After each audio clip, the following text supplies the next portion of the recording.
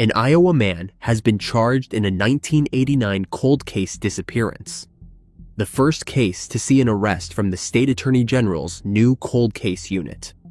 On May 6, 1989, Barbara Lenz went missing at the age of 31 after being dropped off at her Woodbine apartment in Iowa by her then-boyfriend, Robert Davis. She was expected to visit her former boyfriend and the father of her 3-year-old child in Omaha, Nebraska, but she did not show up. Barbara's family contacted the Woodbine Police Department on May 17th after they have not had any contact with her since May 3rd. The police and her family members entered Barbara's apartment, but she was not home, and they found that her pets had not been cared for in some time. Her personal effects, including her purse, wallet, clothing, luggage, etc., were there, indicating a lack of preparation for a long absence. There was no sign of any struggle, and nothing appeared to be missing or out of place. Barbara had not told anyone in her family or her friends that she was planning to leave or go anywhere. The police determined that Robert was the last person to have seen Barbara alive. He told the investigators that she had called him from Omaha to say that she was with her daughter, but the police determined that she never arrived there. During the course of the investigation, the police found that Barbara had told several people that she feared Robert. Shortly before her disappearance, Barbara told at least 2 people that Robert said that he would end her life if she left him. Barbara was also allegedly assaulted by Robert on several known occasions during their 2-year relationship, including incidents during which she was allegedly strangled until she fell unconscious. There was also an incident where Robert allegedly hit Barbara's daughter at a restaurant in front of Barbara and other witnesses. Robert admitted these incidents to the police. He told the police that he did not like it when she went to Nebraska to visit Lindsay and Lindsay's father. He also said that he and Barbara argued before her May 6th visit. One witness alleged that Robert injured Barbara after slashing her cheek with a sharp object, while another claimed that they saw the two leaving the apartment. The witness who saw Robert injure Barbara saw him at a local bar in Woodbine the same evening. The witness said, during this encounter, Robert claimed to be looking for Barbara and he could not find her. The witness said that his behavior seemed misplaced because Robert had just left the bar with Barbara a short time earlier. A different witness later informed the investigators that shortly after Barbara's disappearance, they saw Robert and his brother bury something in a rural area near Robert's home. Robert's brother visited the property with the witness and showed the witness where he had dug a hole for his brother and helped him bury something wrapped in plastic. The complaint did not say if the area was excavated or what was wrapped in the plastic. Other witnesses told the investigators that Robert told them they would end up like Barbara after arguments. Barbara's remains were not found, and the case went cold. Finally, after 17 years of no answers, a lead came through after mushroom hunters found the skeletal remains of a woman in a 55-gallon barrel that were thought to be Barbara. Dental records later determined that it was not Barbara. The case was then reopened and re-investigated. Because of Richard Davis's behavior and history with Barbara, the investigators believed that he ended Barbara's life with malice aforethought, willfully, deliberately, and with premeditation. He was then arrested on March 10th, 2025. He was charged in the first degree. An attorney was not listed for him. Barbara's daughter, Lindsay Baumgart, said that Davis's arrest was very surreal and something that I have waited for my whole life. She said the following, "I never thought this day would come," and added that she hopes investigators can finally locate her mother's remains. "Justice for me would be bringing my mama home." In May 2015, Army Sergeant Calvin Wilhite Jr. and his fiancée were walking through downtown Memphis, Tennessee, when their night took a tragic turn. For nearly a decade, Calvin's family was left without justice. Army Sergeant Calvin Wilhite Jr. was born in 1989. From an early age, he had a strong sense of duty, which led him to join an American Army. As a soldier, he demonstrated unwavering dedication, rising through the ranks to become a sergeant. Over the course of 8 years, Calvin served honorably, including a deployment to Iraq, where he faced the harsh realities of war and survived. He was engaged to his fiancée, with whom he shared 2 children. He embraced fatherhood with pride, ensuring that his children were well cared for. On the night of May 24, 2015, Calvin and his fiancée were walking through downtown Memphis, Tennessee, after spending the evening on Beale Street. The popular entertainment district was bustling with activity, filled with music, laughter, and crowds enjoying the night. As the couple made their way along South 4th Street, near the FedEx Forum, their peaceful walk took a sudden and dangerous turn. A dark-colored vehicle approached, carrying 3 men inside.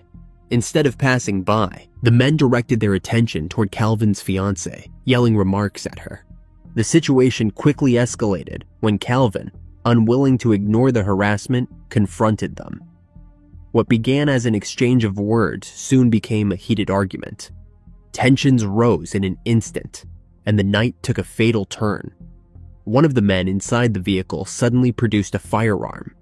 Before Calvin had a chance to react, gunfire erupted.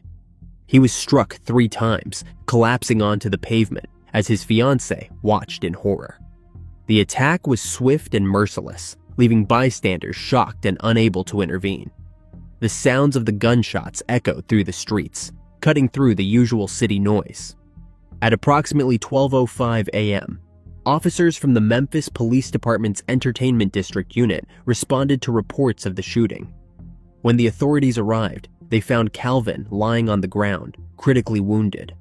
The scene was chaotic, with bystanders in shock and confusion. The assailants wasted no time fleeing the scene, speeding off in their vehicle and disappearing into the night. The vehicle fled southbound, crossing Martin Luther King Jr. Boulevard, disappearing into the night. The attack had been swift and calculated, leaving little opportunity for intervention. Emergency responders worked quickly to get Calvin medical attention. He was rushed to Regional 1 Hospital, where doctors and medical staff fought to save his life. Despite their efforts, the injuries he sustained were too severe. The gunshot wounds had inflicted irreversible damage, and shortly after his arrival, Calvin was pronounced deceased. The life of a devoted soldier, father, and fiancé was stolen in an instant. Following his end, an investigation was launched to identify the perpetrators after the Shelby County Medical Examiner officially confirmed that Calvin had been deliberately and violently taken from his family. Law enforcement officers scoured the area for evidence, reviewing surveillance footage and interviewing witnesses. The authorities worked tirelessly to gather information about the suspects. Witnesses provided descriptions of the 2 men involved in the fatal shooting. The driver was described as a black male between 22 and 25 years old, with a light complexion, hazel eyes, and a distinctive high fade hairstyle with curls on top. His accomplice, the shooter, was also a black male of the same age range, but had a darker complexion and a chubby face. He wore his hair in a fade style and had a small to medium build. The details of their appearance became critical leads in the case, offering investigators a starting point in their pursuit of justice. The shooter's actions were particularly chilling. He had positioned himself on the passenger door frame of the vehicle as it moved down the street, making him more visible to bystanders. He wore a white t-shirt, which stood out under the streetlights. With calculated precision, he fired the fatal shots before the car sped away. The brazenness of the attack left many shaken, as it demonstrated the shooter's willingness to take a life in a public setting without hesitation. The investigators also focused on the vehicle involved in the crime. Witnesses described it as a light green or gray 4-door sedan, potentially a mid-2000s Dodge Stratus, Ford Taurus, or a similar model. This information was crucial in narrowing the search, but the lack of a visible license plate or identifying marks made tracking the vehicle difficult. Surveillance footage was reviewed in hopes of capturing clearer images of the suspects or the car, but results were inconclusive. The men responsible had vanished into the night.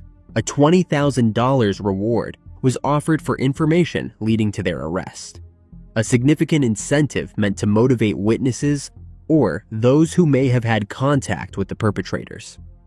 Despite efforts from law enforcement, the case went cold. Then, in May 2024, almost a decade later, a breakthrough finally came. After years of little progress, detectives finally received new information regarding a suspect's potential involvement in the case.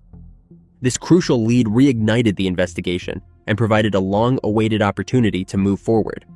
In February 2025, the investigation ultimately led to the arrest of a suspect identified as 33-year-old Timothy Davis. Law enforcement officials confirmed that he had been taken into custody, marking a pivotal moment in the nearly decade-old case. Davis was formally charged in the second degree. The court set his bond at $250,000, marking a significant development in the long unsolved case. While his arrest provided a breakthrough, questions remained about the full scope of his involvement and whether additional suspects would also be brought to justice. The investigators continued working to determine if Davis was the gunman or if he played another role in the crime. In a statement to the Wilhite family, the deputy chief of police acknowledged their years of suffering. He expressed deep sympathy for the pain and grief they had endured since that tragic night in 2015. He said, "To the Wilhite family, we know the past several years have been filled with grief and uncertainty. While we cannot undo the pain that you have endured, we hope that knowing someone is now being held accountable brings you some measure of relief and help in your healing process." For Calvin's mother, Davis's arrest was an important step, but it did not erase the sorrow of losing her son. She remained focused on the fact that another suspect was still out there, walking free after nearly a decade. She expressed her frustration that it had taken so long for justice to reach this point, knowing that someone out there had information that could have brought closure much sooner. She said, "We just wanted justice to come for my son, because we knew that somebody that knew of the cowards that took my son's life was out here." While Davis's arrest brings a measure of relief, the case is not yet fully closed, as at least one suspect remains at large. The pursuit of justice continues, and for Calvin's loved ones, the fight is not over until everyone involved in his tragic demise is brought before the law. In October 1984, in Arkansas, workers made the grim discovery of an abandoned body of a man.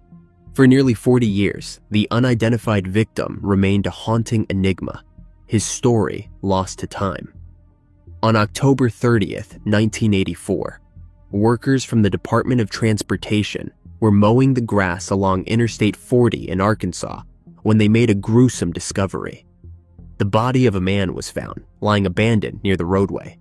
Law enforcement was immediately called to the scene, and an investigation was launched. Due to the state of decomposition, identifying the man was difficult. There was nothing on him to indicate who he was, and without identification, the investigators were left with few leads. An autopsy was conducted, and the medical examiner determined that the man had lost his life due to strangulation. The cause of demise confirmed that his end was no accident, but without knowing his identity, the investigation stalled. The forensic tools available in 1984 were limited, and without DNA analysis or advanced identification methods, the case grew colder with each passing year. For 4 decades, the unidentified man remained a mystery, until 2024, when the Arkansas State Police reopened the cold case, hoping that advancements in forensic technology could finally solve the decades-old mystery. Investigators sent the remains to a specialized DNA facility in Texas, where experts conducted thorough testing. After years of uncertainty, a breakthrough finally emerged in March 2025.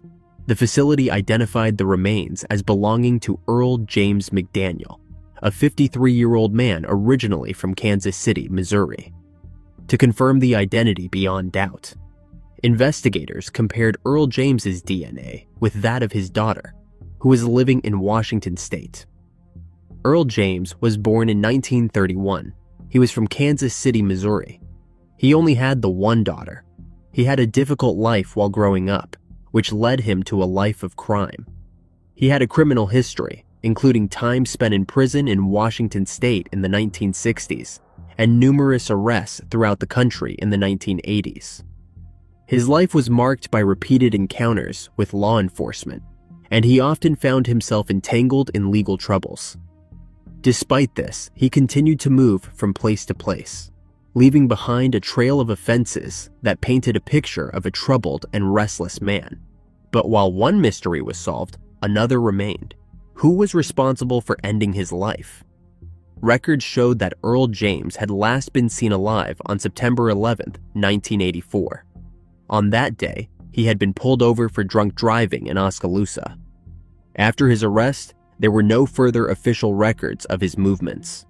The Arkansas State Police Cold Case Unit turned its attention to piecing together Earl James's final days. They sought information from anyone who may have encountered him between his arrest in September and the discovery of his body in late October. Strangulation as the cause of demise suggested a personal and deliberate act, raising questions about whether Earl James had been targeted by someone he knew.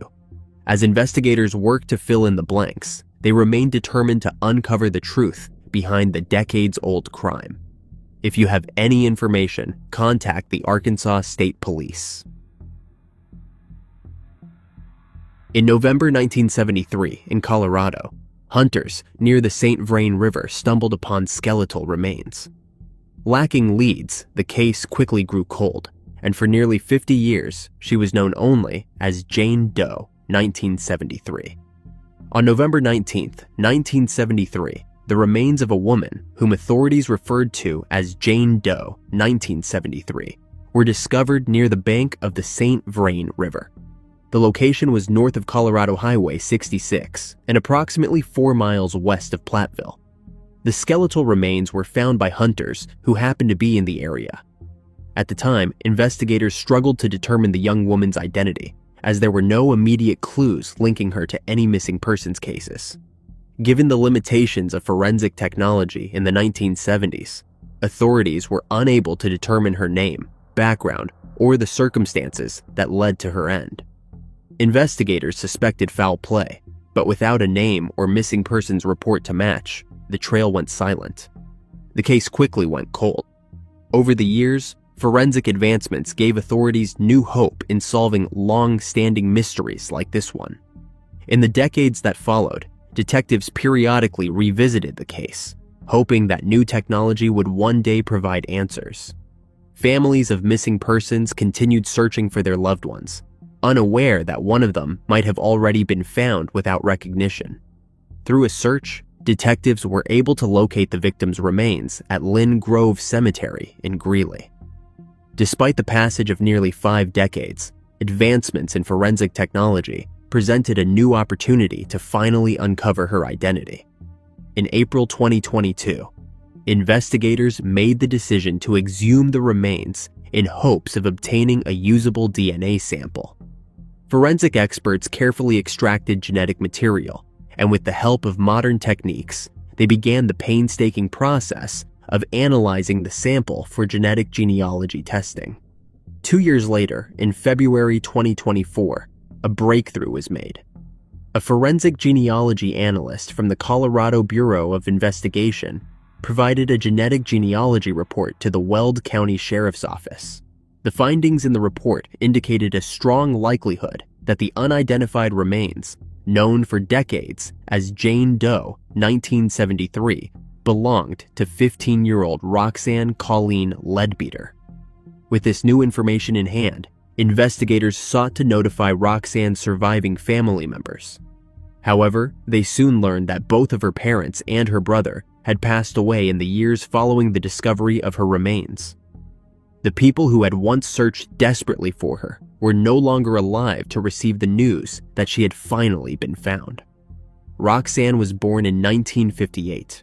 She was from Los Angeles, California. She lived near Redondo Beach with her parents and brother.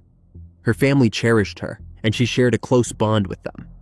Roxanne attended Lawndale High School. She was a typical teenager who enjoyed spending time with loved ones. However, everything changed on a fateful day when Roxanne's family noticed her absence. She had not returned home as expected, and concern quickly turned into panic. Her parents and brother searched for her in the places she frequently visited, hoping to find a clue to her whereabouts. As time passed with no sign of her, fear settled in, and the family knew something was terribly wrong. Roxanne had never disappeared without informing them before, and this unusual silence was alarming. Desperate for answers, her family reached out to her friends, asking if anyone had seen or heard from her. Unfortunately, no one had any information about her location. As the days passed, anxiety grew among those who knew her. Roxanne's parents clung to the hope that she would return safely, but deep down, they feared the worst. It was a bittersweet moment. While the mystery of her identity had been solved, those who had loved her the most would never know the truth. Determined to find the closest living relatives, the detectives reached out to Roxanne's first cousins. Unfortunately, their search revealed that the cousins had not been close to Roxanne or her immediate family. Roxanne's relatives informed detectives that they all recalled her going missing around 1972, when she was just 15 years old. This information aligned with what investigators already suspected, confirming that her disappearance had gone unnoticed by law enforcement for decades. However, when detectives reached out to multiple law enforcement agencies in California, they encountered a troubling obstacle. None of the agencies had any records of Roxanne being reported as a missing person. It was as if her disappearance had never been officially documented, adding another layer of mystery to an already complicated case. In January 2025, the forensic genealogy analyst from the Colorado Bureau of Investigation, CBI, confirmed with certainty that Jane Doe 1973 was, in fact, Roxanne Leadbeater. This conclusion was based on the kinship comparison between her remains and her cousin's DNA. Though it had taken over 5 decades, Roxanne's name was finally restored, and her family could acknowledge the truth of what had happened to her. CBI director emphasized the significance of this breakthrough, highlighting how advances in DNA technology have changed the way cold cases are solved. The director stated, "This case highlights the importance of preserving evidence, even for decades-old crimes. Advancements in DNA technology have given us a powerful tool to help solve cold cases and bring long overdue answers to the families of victims who were never forgotten." But as one mystery was solved, another emerged. How had she disappeared without a trace? And who was responsible for her fate? How had a 15-year-old girl disappeared without a trace, only to be found states away, nearly 1,000 miles away in Colorado? Why had no record of her missing persons report existed? The investigation into Roxanne Colleen Leadbeater's demise remains open, as authorities have yet to determine both the cause and manner. On October 5, 1999, in Connecticut, a family's world was turned upside down when 23-month-old Andrea Reyes vanished without a trace. Despite immediate efforts to locate her, the case quickly stalled, and as the years passed, Andrea remained missing. Andrea Michelle Reyes was born in 1997. When she was 23 months old, her parents, Carlos Reyes and Rosa Tenorio, were married, but their relationship was troubled. They faced numerous issues in their marriage, which eventually led to their decision to part ways. The separation, however, was not without conflict, as both parents struggled over who would gain custody of their child. As tensions escalated, the custody battle made its way to court. After legal proceedings, the judge ruled in favor of Andrea's father, granting him sole custody. On October 5, 1999, an unimaginable event shook Andrea's family. Andrea, who was living with her father in New Haven, Connecticut, was taken from her home. The authorities were immediately notified, and an investigation was launched. Law enforcement officers began gathering evidence, speaking with neighbors, and searching the surrounding areas for any sign of Andrea. Authorities quickly identified Andrea's mother, Rosa, as the primary suspect in the abduction. Since she did not have legal custody of her daughter, investigators believed she had taken Andrea and fled to Mexico, specifically to the city of Puebla. Despite immediate efforts to locate them, including issuing an arrest warrant for custodial interference. Authorities were unable to track Tenorio down. As time passed without new leads, the case gradually went cold, and Andrea remained missing for decades. Although the search efforts slowed, Andrea's father never gave up hope. He refused to accept the possibility that his daughter was gone forever and remained determined to bring her home. Over the years, he made multiple trips to Mexico, following leads that suggested his daughter was still living there under the care of her mother. In 2023, 24 years later, the New Haven Police Department made the decision to reopen the cold case. The authorities were determined to revisit old leads and utilize modern investigative techniques.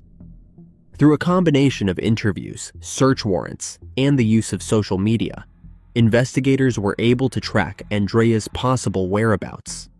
Their efforts eventually led them to Puebla, Mexico, where they believed Andrea had been living for years. As authorities worked to confirm her identity, they partnered with Othram. Given the complexity of the case and the passage of time, DNA analysis was the most reliable method to determine whether the woman found in Puebla was indeed Andrea Reyes. In March 2025, Othram completed the DNA testing and officially confirmed Andrea's identity. With her identity verified, 27-year-old Andrea was given the opportunity to reunite with her father. After decades of separation, the long-awaited moment was finally within reach. The emotional reunion marked the end of a painful chapter in their lives and the beginning of a new one. Andrea has been able to reunite with her father after decades of separation, but she has not relocated to the United States. She continues to reside in Mexico, the country where she spent most of her life after being taken from her home as a child. While her reunion with her father has been confirmed, many details about her current life remain private. The nature of her relationship with her mother, Rosa Tenorio, is still unclear, and it is unknown whether the two remain in contact. Despite the legal barriers, law enforcement officials continue to monitor the case, keeping Tenorio's fugitive status active in official records. While her whereabouts are suspected, there has been no confirmation of her exact location or any immediate plans to bring her back to the U.S. to face charges. Without cooperation from Mexican authorities, efforts to extradite her remain stalled.